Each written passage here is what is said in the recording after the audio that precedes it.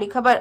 लालगोपालगंज कस्बा में तालाब पर कब्जा को लेकर निरीक्षण करने पहुंचे तहसीलदार। आपको बताते चले कि उत्तर प्रदेश जनपद प्रयागराज से बड़ी खबर निकलकर आ रही है। नगर पंचायत लालगोपालगंज के क्षेत्रांगत इंस्पेक्टर नवाबगंज व तहसीलदार बुधवार देर शाम इब्राहिमपुर पहुंचे और पुलिस और प्रशासनिक अधिकारियों को देखा गाँव में हड़कंप मच गया। बाद में लोगों को पता चला कि गाँव के शंकरलाल पटेल ने तालाब और नवीन परती भूमि पर अवैध अतिक्रमण को लेकर हाईकोर्ट में जनहित याचिका दाखिल किया था। वहीं आपको बता दें कि याचिकाकर्ता शंकरलाल ने बताया कि नवीन परती गाटा संख्या 50 और तालाब गाटा संख्या 61 पर छप्पर व पक्का मकान बनाकर अवैध अतिक्रमण किया गया है। बताया कि जनहित याचिका को स्वीकार करते हुए कोर्ट ने मामले में कमीशन बैठाया। बृहस्पतिवार को कमीशन स्थलीय निरीक्षण करने पहुंचेगी। इसी को लेकर तहसीलदार सौराव राजेश कुमार पाल इंस्पेक्टर नवाबगंज के साथ लालगोपालगंज के इब्राहिमपुर मोहल्ला में जमीनों का निरीक्षण किया जाएगा। संवाददाता मुन्ना सोनी, लालगोपालगंज प्रयागराज से खास रिपोर्टिंग।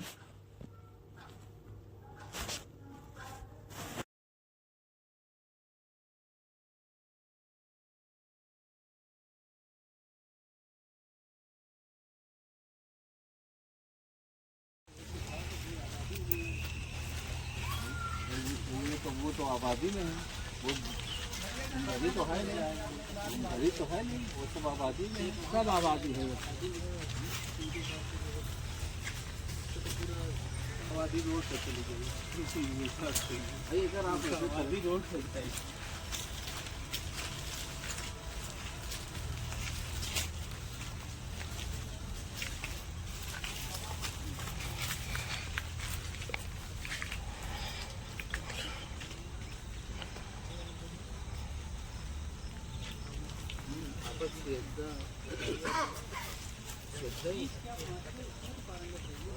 अगर आप कितना दूर है,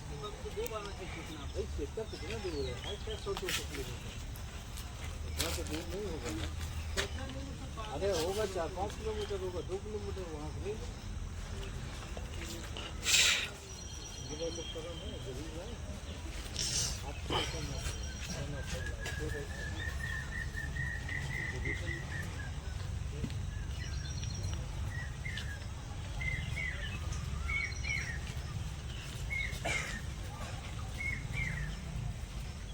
आ जाने दो, लोग आ जाने की बात भी रखते हैं।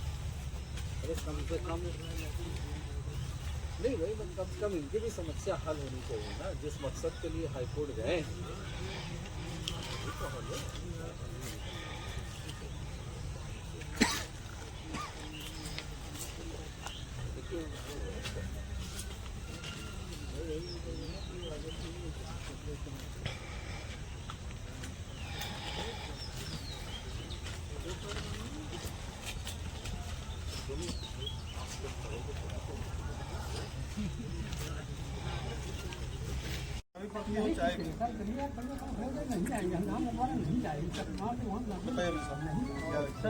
क्या लग रहा है आपको? खसक जा रहा है सर, वो 10 मीटर यहाँ आएगा तो सर ये सारे मकान सारी बात आप ही नहीं मान जाएगी। हमें जो है आपको तस्लीम करानी है।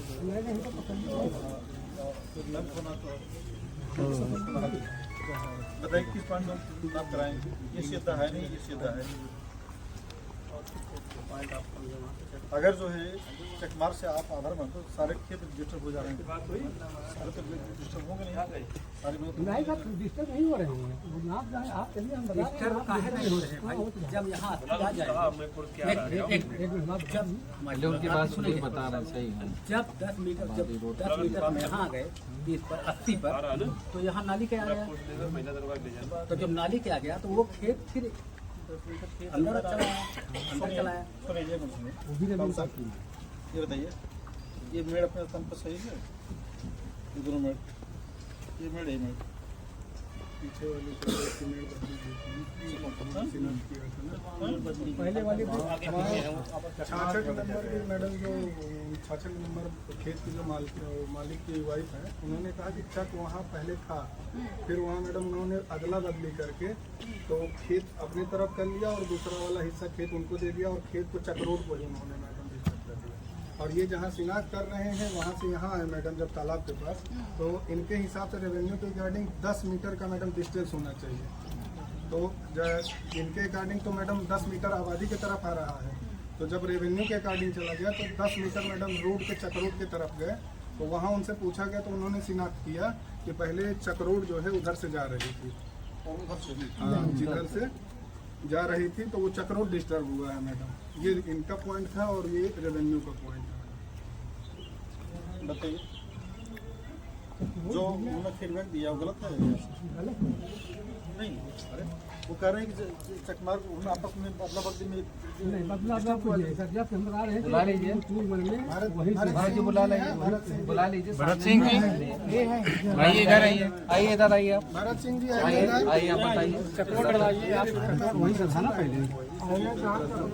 सुनिए सुनिए, आगे आगे सर, और आगे जी सर, इनकी बात मैडम जो साहब हैं आप इनके सामने बताइए। चकरोड का है, वही चकरोड है। और पहले जब आवाजाही चकरोड नहीं बना रहा तो हमारे घर के बगल से नहीं आवाजात नहीं चकरोड सपोर्ट नहीं कर रहे। ये सपोर्ट बाद बना है। हाँ, सपोर्ट अपने स्थान पे सही है। ई वाला सही आज जहाँ से नापत रहेंगे ये हमेशा रहा वही थे। जहाँ पे हमारा घर बना है इधर एक तो उसके बाद रास्ता रहे।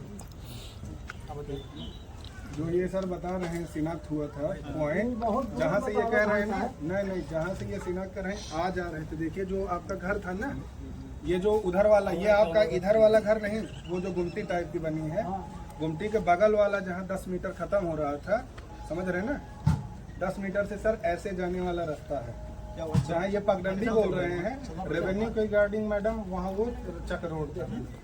आइए मैडम सर, वहाँ से केवल आप लोगों से 3-4 लोग, बाकी इधर से जितने लोग बात हो रही है वो चलेंगे। सब लोग नहीं जाएंगे, ठीक है? आप लोग अपने लोग क्या नाम नहीं बोला? नहीं, आप भी आइए, चलो राजू मैडम, और लोग रोक दो यहाँ पे, रोक जाइए, ईश्वर साहब रोक दो सबको, कोई नहीं जाएगा, रोक दो और सबको रोक दो, फायदा उनके लगता है ना, बताइए।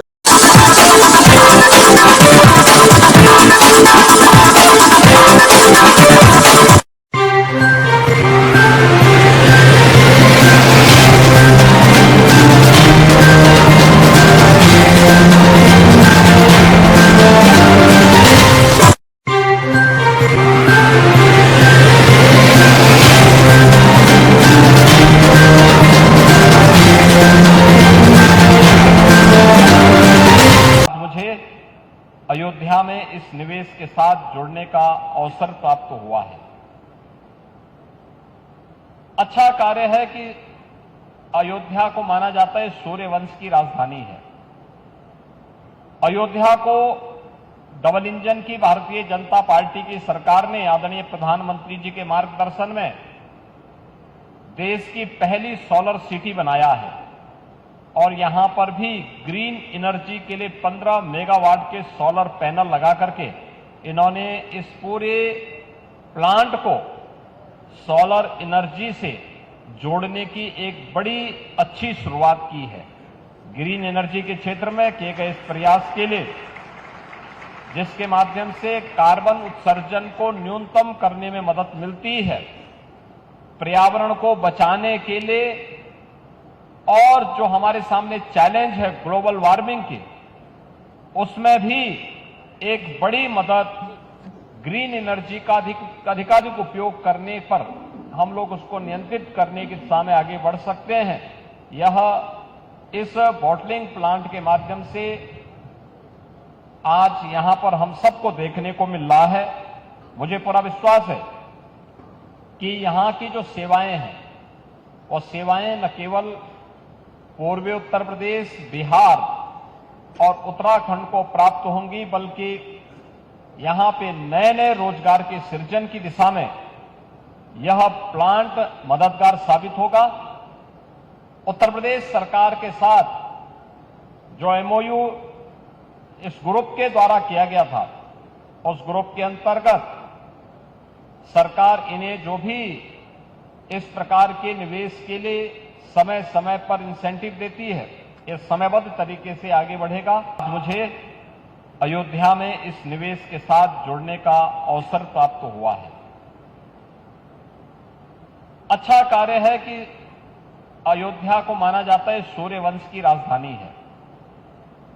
अयोध्या को डबल इंजन की भारतीय जनता पार्टी की सरकार ने आदरणीय प्रधानमंत्री जी के मार्गदर्शन में देश की पहली सोलर सिटी बनाया है और यहां पर भी ग्रीन एनर्जी के लिए 15 मेगावाट के सोलर पैनल लगा करके इन्होंने इस पूरे प्लांट को सोलर एनर्जी से जोड़ने की एक बड़ी अच्छी शुरुआत की है।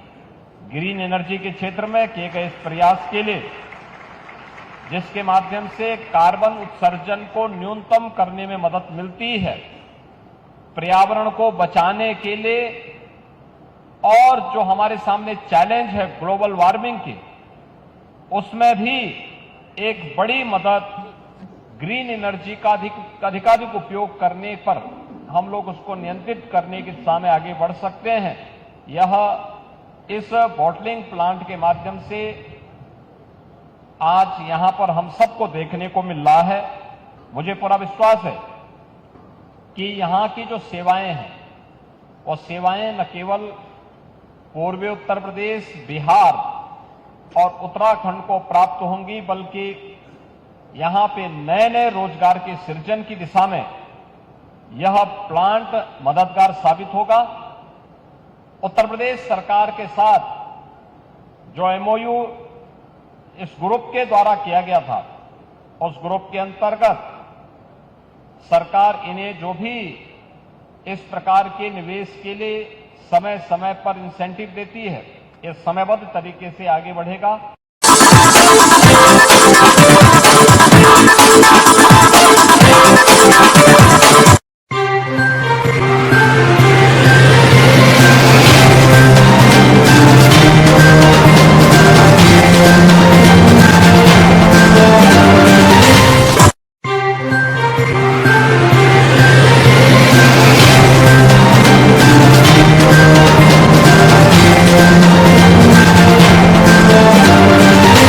कैलाश सोनी जी, आदरणीय मेघराज जैन जी, श्रीमान ओपी बब्बर जी, श्री सुभाष आर्य जी, अभी जिनसे मेरी मुलाकात हुई ऐसे हमारे तपनदा, श्री राजीव बब्बर जी, अनुपमा जी, गोविंद भारद्वाज जी, देवराज बोहरा जी, अशोक यादव जी, उत्तम बाबू जी, सुभाष शर्मा जी, दुर्गा बाबू और हमारे प्रांत के संचालक रहे श्रद्धेय रमेश प्रकाश जी के परिवार के दोनों हमारे सदस्य बहन मनु जी और विशाल जी, उपस्थित सभी बहुत आदर के योग्य महानुभावों का मैं फिर एक बार हृदय की गहराइयों से आपका अभिनंदन और स्वागत करता हूं। लगातार ओपी बब्बर जी और हम सब बात करते रहते हैं और पिछले सप्ताह जब आदरणीय जतिया जी के निवास पर बैठक हुई और ये तय हुआ कि इस तरह का कार्यक्रम होना है, तो मैंने कहा ये दिल्ली के लिए सौभाग्य की बात है कि इतने प्रांतों के लोग जिन्होंने आपातकाल की उस लड़ाई को अपने जज्बे और शिद्दत से लड़ा है, उनका स्वागत करने का अगर दिल्ली को मौका मिलता है तो इससे बढ़कर दिल्ली भारतीय जनता पार्टी के लिए क्या बात हो सकती है।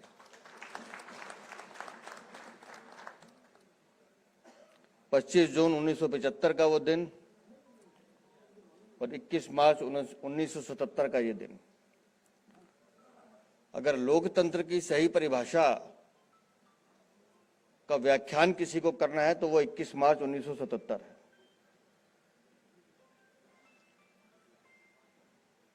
हम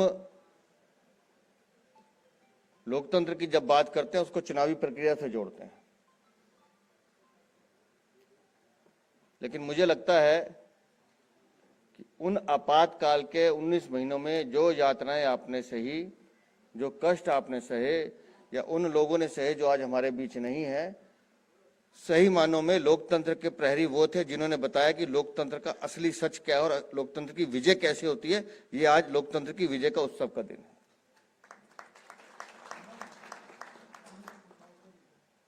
और मुझे इस बात को कहने में कोई संकोच नहीं है, और खास तौर से आज की पीढ़ी को यह बताने में, या आने वाली जो पीढ़ी जिसने आगे भारत और दिल्ली का नेतृत्व करना है,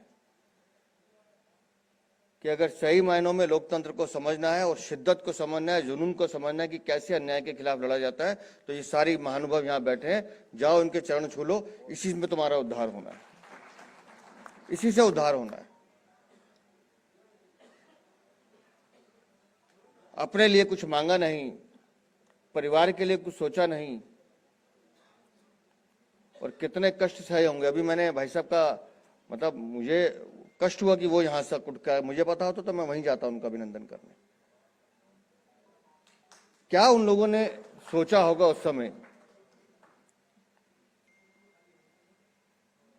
और हम लोग सिर्फ किताबों में पढ़ के उसका अनुमान ही लगा सकते हैं।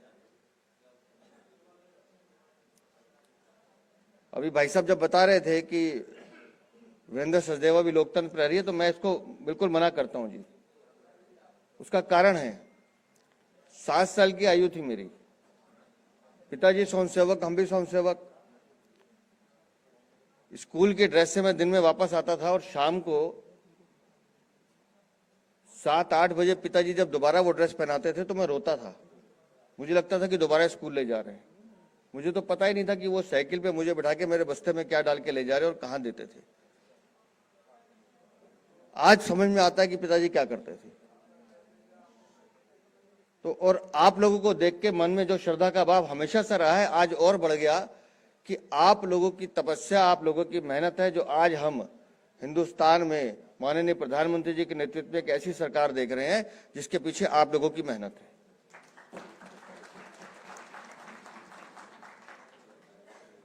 और अपने आप में हम कितना बड़ा काम कर सकते हैं उसका उदाहरण आप लोग।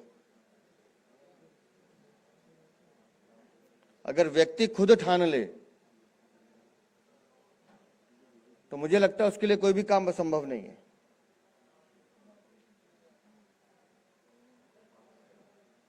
और बार बार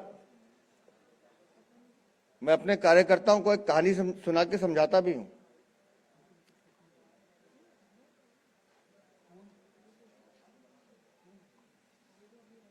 एक व्यक्ति था जो पत्थर तोड़ने का काम करता था। बड़ी बड़ी चट्टान पत्थर तोड़ता, उनके टुकड़ों को इकट्ठा करता और बाजार में जाके बेचता था। लेकिन अपनी दिनचर्या से वो प्रसन्न नहीं था। उसको लगता था कि मुझे तो कुछ और बड़ा काम करना है, कोई बड़ा आदमी बनना है। और जब वो बड़ा आदमी बनने की बात सोचता था तो उसके दिमाग में आता था कि बड़ा सा बंगला हो, बड़ी सी गाड़ी हो, वो आदमी बड़ा होता है।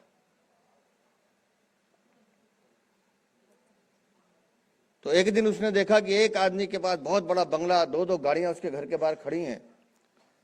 तो उसके मन में आया कि हे ईश्वर, मुझे ऐसा ही बना दो, मुझे तो ऐसा बनना है। अभी वो इसको देख ही रहा था, कितने में देखा कि गाड़ी से एक नेताजी उतरे, और वो बड़ा आदमी जो अपने बंगले में रहता था वो बाहर आया। उसने नेताजी के प्रणाम किया, पैर छुए, उनके गले में माला वाला डाली। तो फिर वो आदमी सोचने लगा कि मैं तो इसको बड़ा मान रहा था, लेकिन इससे बड़ा तो ये नेता है कि ये बड़ा आदमी भी उसके पांव छू रहा है। अब नेता की बात की तो मैं बहुत ही विनम्रता के साथ माफी चाहता हूं। आदरणीय अश्विनी चौबे जी का नाम लेना भूल गया मैं। तो आदरणीय अश्विनी जी हमारे बीच हैं, एक बार उनके लिए जोरदार ताली आप बजाइए प्लीज। तो उस व्यक्ति ने कहा कि फिर तो मुझे नेता ही बनना चाहिए। अब वो नेताजी को देख रहा था तो नेताजी के सर पे बाल नहीं थे, ऊपर से बहुत तेज धूप पड़ रही थी, सूर्यदेव उस समय पूरे चरम पे थे अपने। तो नेताजी बार बार अपने माथे से पसीना पोंछते थे। तो फिर उस व्यक्ति को लगा क्यों ना मुझे सूर्य जैसा बनना चाहिए जिससे नेता के भी पसीने छूट रहे हैं। तो मुझे तो सूर्य की तरह ही बनना है। अभी वो सूर्य को देख रहा था तो इतने में देखा कि बादलों का एक गुच्छा आया और उसने सूर्य देव को ढक लिया। अब वो तप कम हो गया तो उसको लगा ये बादल बहुत बड़े हैं जिन्होंने सूर्य को भी तप कम कर दिया, तो क्यों ना मैं बादल की तरह बन जाऊं। मन में विचार देखिए व्यक्ति के क्या आते हैं। अब वो बादल को देख रहा था कि बादल बन जाऊं, इतने में तेज हवा का झोंका आता है और वो बादलों को उड़ा के ले जाता है। तो फिर उसको लगता है कि इस हवा से बढ़कर कौन है, तो क्यों ना मैं हवा बन जाऊं। अब वो हवा को देख रहा है तो हवा जाके एक पत्थर पे, चट्टान पे जाके टकराती है और अपना रुख बदल देती है, लेकिन उस चट्टान को कुछ नहीं होता। फिर वो उस चट्टान को देखता है कि जिसने हवा का रुख बदल दिया, तो बोला सबसे शक्तिशाली तो चट्टान है और इसी चट्टान को रोज तोड़ तोड़ के मैं अपने आजीविका कमाता हूं, तो फिर मुझसे बड़ा कौन है, मुझसे बड़ा कौन है। तो ये जो अपना हमारा तप है, हम जो काम कर रहे हैं उससे बढ़कर कुछ नहीं है। हम दूसरों को देखकर विचलित होते हैं।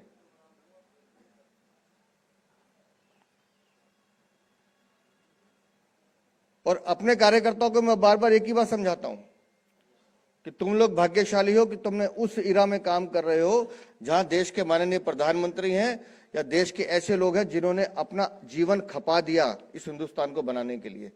लेकिन उनको ये संदेश देना भी जरूरी है कि जब जब आपको लोकतंत्र सीखना है तो आपको आपातकाल भी पढ़ना होगा, आपको इन सेनानियों को भी पढ़ना होगा और इनके जीवन के कुछ गुण अपने जीवन में आत्मसात करने होंगे, तब ये लोकतंत्र चलेगा, तब ये लोकतंत्र चलेगा। और ये वो जमात है जिसने अपने लिए कभी कुछ मांगा नहीं। मैं एक कार्यक्रम में गया था तो एक बुजुर्ग ने इसी तरह के कार्यक्रम में 2 लाइनें कही जो मैंने अपने दिल में लिख ली हैं। अभी माननीय कैलाश जी 12 प्रांतों की बात कर रहे थे, ये पूरा प्रतिवेदन मेरे हाथ में है। सरकार को जो काम करना है, दिल्ली की सरकार आपकी अपनी सरकार है, वो काम करेगी। लेकिन मेरा ये मानना है कि ये जो सामने शख्सियत बैठी है, जो मंच पे बैठे हैं, ये किसी मानदेय की नहीं और कोई सरकार आपका सम्मान नहीं कर सकती। अगर वो सरकार कुछ कर रही है तो वो अपना ही सम्मान करिए, क्योंकि वो अपने उन बुजुर्गों का मान बढ़ा रही है, उन बुजुर्गों को सम्मान दे रही है जिनकी वजह से वो सरकार बनी हुई है।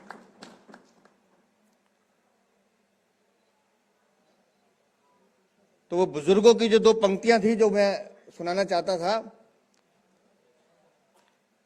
उन्होंने बड़े प्यार से समझा के कहा मुझे कि जो लोग घुटने मोड़कर सोना सीख जाते हैं, जतिया साहब, जो लोग घुटने मोड़कर सोना सीख जाते हैं उनको कोई चादर छोटी नहीं पड़ती।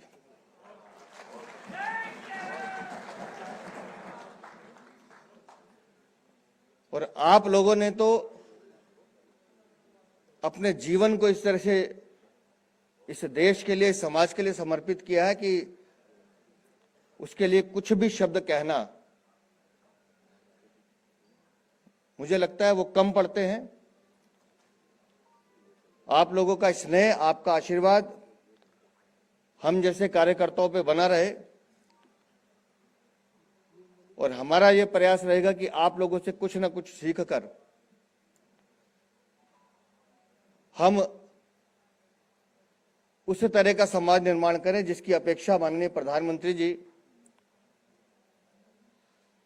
हम सब कार्यकर्ताओं से करते हैं। आज माननीय प्रधानमंत्री जी 2047 विकसित भारत की बात कर रहे हैं और दिल्ली में आपके आशीर्वाद से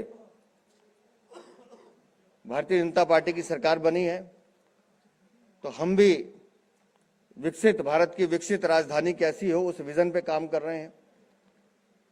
और हमारी ये सरकार कोशिश कर रही है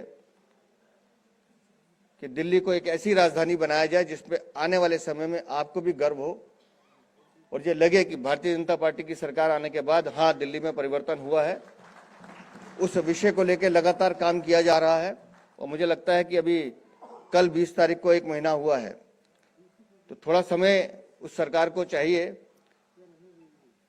लेकिन आपके आशीर्वाद से ये सब सरकार में जो जितने भी हमारे विधायक हैं या जितने भी कार्यकर्ता दिल्ली में काम कर रहे हैं भारतीय जनता पार्टी के, ये सब आपके सींचे हुए वो पौधे हैं जिन्होंने कहीं ना कहीं किसी न किसी रूप में आपसे कुछ सीखा ही है। और मुझे लगता है वो जब परिणाम भी देंगे तो उससे आपको सुखद अनुभूति ही होगी।